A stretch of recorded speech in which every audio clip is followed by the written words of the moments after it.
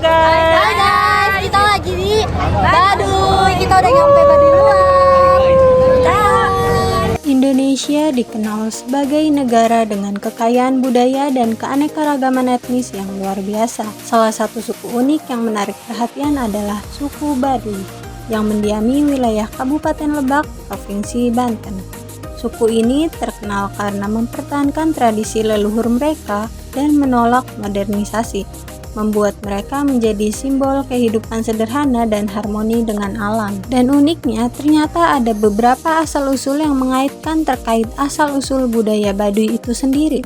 Salah satunya Kerajaan Pajajaran, Nabi Adam maupun Batara Cikal. Menurut Kerajaan Pajajaran, suku Baduy adalah keturunan dari keluarga Kerajaan Pajajaran yang mengasingkan diri ke Pegunungan Kendeng.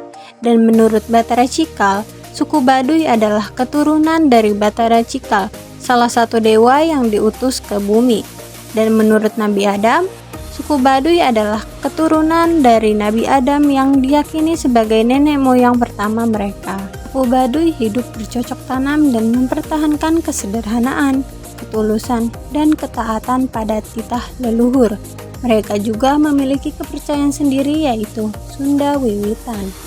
Suku Baduy terbagi menjadi dua, yaitu suku Baduy Dalam dan suku Baduy Luar. Suku Baduy Dalam adalah kelompok yang sangat taat memegang adat. Mereka tidak menggunakan teknologi modern seperti listrik atau alat transportasi. Bahkan mereka tidak memakai alas kaki baik saat berjalan jauh maupun saat berada di rumah. Wilayah Baduy Dalam mencakup 3 desa utama, yaitu Cibeo, Cikartawana, dan Cikesik. Di desa ini aturan adat sangat ketat, termasuk larangan menggunakan bahan kimia dalam bertani, larangan memotret, serta larangan menggunakan kendaraan. Selanjutnya yaitu Baduy Luar. Berbeda dengan Baduy Dalam, kelompok Baduy Luar lebih terbuka terhadap pengaruh luar.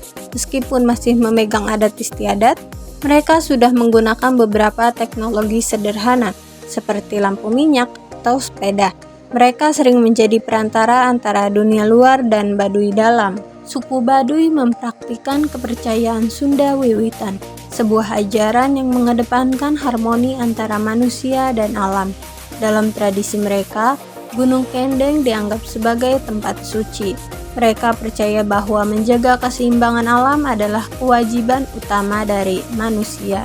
Adat istiadat mereka melarang berbagai hal yang dianggap bisa merusak keseimbangan tersebut, seperti menebang pohon sembarangan atau membuang sampah sembarangan. Oleh karena itu, kawasan tempat tinggal mereka masih asri dan hijau. Suku Baduy, suku asli masyarakat Banten yang memiliki rumah adat bernama Sulah Nyanda. Terletak di dalam pegunungan, suku Baduy mendiami rumah adat yang terbuat dari kayu dan bambu ini. Bangunan rumah panggung dalam tataran mengelompok dan diatur sedemikian rupa sehingga kumpulan rumah terletak di tengah. Bahan bangunan menggunakan semua bahan dari alam. Suku Baduy juga selalu membangun rumahnya menghadap ke utara atau selatan.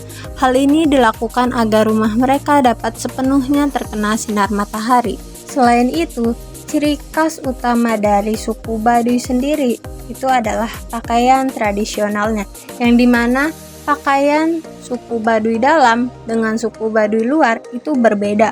Kalau Baduy Dalam itu mengenakan pakaian putih yang melambangkan kesucian dan kesederhanaan serta ikat kepala putih. Sedangkan dengan Baduy Luar itu mengenakan pakaian hitam dengan ikat kepala biru bermotif.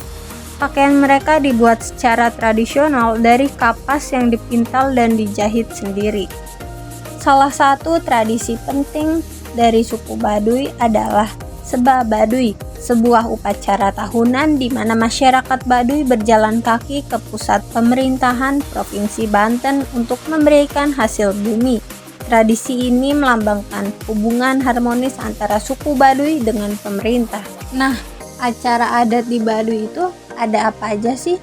Acara adat di Baduy itu ada Kawalu dan Lebaran Ngalaksa. Jadi, Kawalu diartikan sebagai bulan puasanya warga Baduy, yang dimana biasanya kita itu puasa 1 bulan full. Sedangkan di Baduy itu puasa 3 hari diartikan sebagai puasa 3 bulan. Jadi setelah Kawalu itu ada namanya Lebaran Ngalaksa, yang dimana itu adalah lebarannya warga Baduy setelah melakukan puasa atau Kawalu.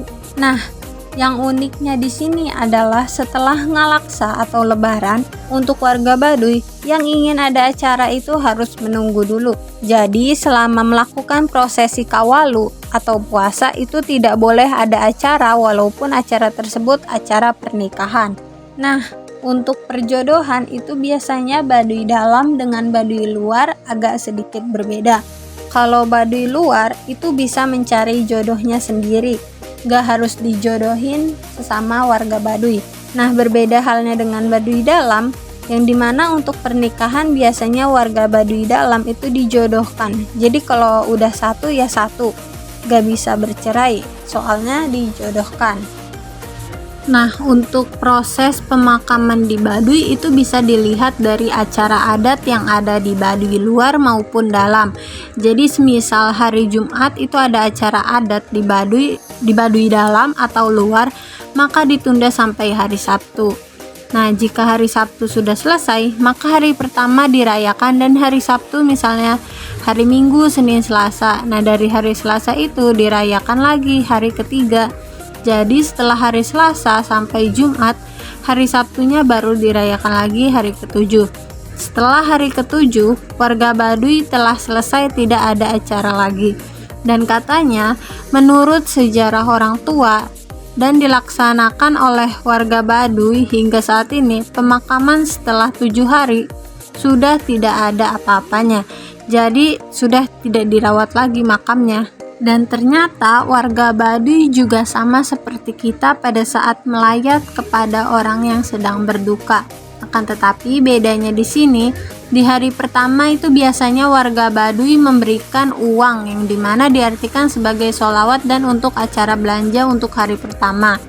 Nah, jika hari ketiga itu biasanya warga Baduy membawa beras atau ayam ataupun makanan ringan. Sedangkan jika hari ketujuh itu warga Baduy membawa nasi yang sudah dimasak atau nasi matang.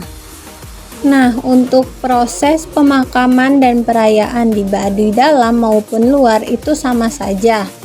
Nah, jika untuk pembersihan jenazah itu proses pemandiannya itu secara adat warga Baduy membersihkannya menggunakan daun sirih dan diberi bantal pisang emas atau tangkal pisang emas. Di sini pisangnya harus pisang emas, gak boleh yang lain. Dan karena sudah sedikit modern, warga Baduy akhirnya dari yang membersihkan jenazah menggunakan daun sirih, ada juga yang menggunakan sabun untuk membersihkan jenazahnya.